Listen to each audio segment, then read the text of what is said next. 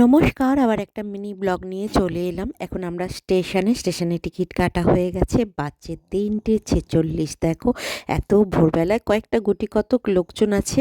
Train এসে গেছে, ভেবেছিলাম ট্রেনটা পুরো ফাঁকা, কিন্তু লোকজন আছে।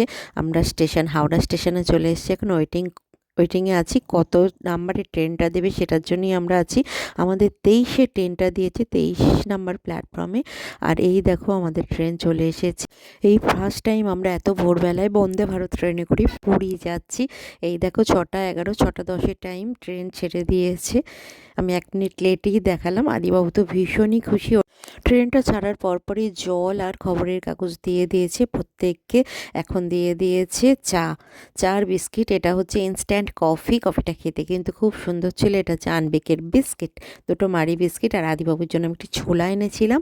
8টার মধ্যে ব্রেকফাস্ট দিয়ে দিয়েছে। ব্রেকফাস্টে রয়েছে দেখো ফ্রেঞ্চ ফ্রাইস, বয়েলড ভেজিটেবলস, তংসে অমলেট, তার সঙ্গে ব্রাউন ব্রেড রয়েছে, একটা কেক দিয়েছে, বাটার দিয়েছে, জ্যাম দিয়েছে। এই হচ্ছে ব্রেকফাস্ট মেনু। এখন 11:57, লাঞ্চ দিয়ে দিয়েছে। লাঞ্চে কী কী আছে তোমাদের একটু শেয়ার করে দিচ্ছি। এটা ননভেজ থালি, সাদা ভাত, ডাল, বোনলেস চিকেনের কারি, একটা ভাজি আর দই, টক দই, আর রয়েছে দুটো রুটি।